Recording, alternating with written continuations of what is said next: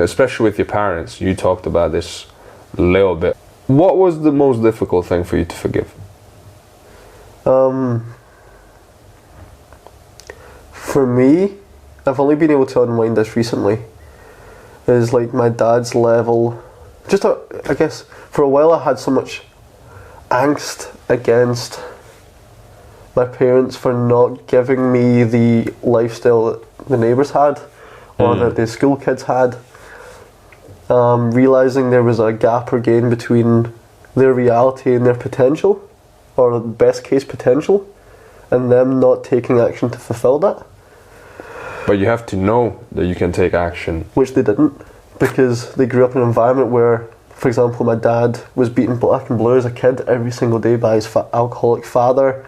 He served in the Scots Guards and was in wars. He's in the Falklands War in Northern Ireland. He lost a twin, which was my brother at birth. He lost his brother through suicide. He had such a horrible, unfortunate sequence of events. So it's so easy for him not to have hope and understanding that things could get better, because life has always punished him. Yeah. But for so long through my childhood, I kind of internalised that as resentment for them. But only now that I have came through the other side based on my own action, I realise that they are not defined by what happened to them, and I shouldn't, or they're not defined by what they could and could not provide me. And it's only because I've had a positive outcome in my life that I can now forgive them for that. Whereas I think if I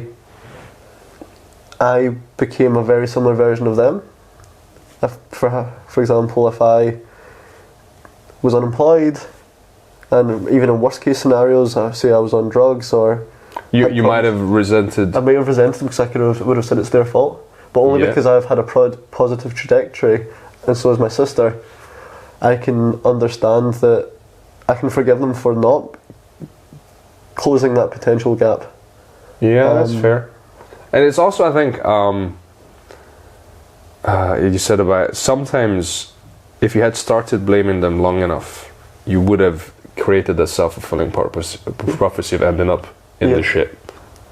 So it's a mindfuck, innit, that of like, if I achieve something, I look back now and I'm like, oh, I can forgive, and I'm stable enough that I can forgive. But if I hadn't had this stability, I would have ended up in. It's like which one came first, you know? Yeah. The success or the mindset? I think the mindset, but I love this quote, and I think in media you may have seen this as well. Like, I'm sure Romanians are always typecasted as a specific type of person in UK films. I've played a couple of pimps and gangsters in my time. Right? And then from people from working class backgrounds, they're always criminals or drug dealers in the council estate. They always play the chav or the Ned. Yeah. And in news, when we see news articles, it's always like kid in council estate stabs other young man, whatever. But we don't really examine the positive correlations between lower socioeconomic backgrounds and success. Yeah. And Abigail Adams, the former First Lady, has this amazing quote, which is, when a young mind is animated by scenes that engage the heart, traits that would otherwise lay dormant wake into life and form the character of the superhero.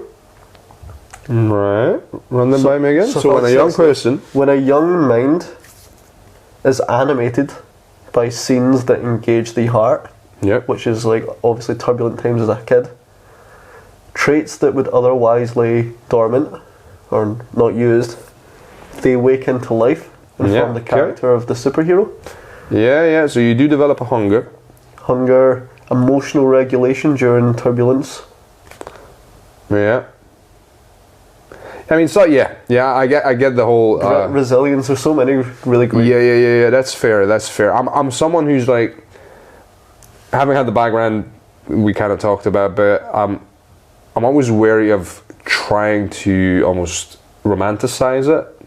But at the same, like, I'm very grateful for the lessons I've learned. But I do say, I wish I could learn them differently. I wish. But the one thing that's always kept me grounded, and this is one of my favorite ideas, I just love this thought of, if this world was any better, I wouldn't be here.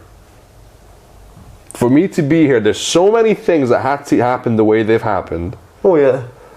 That if this world was a tiny bit better, if someone was a tiny bit, a better person, I wouldn't be here.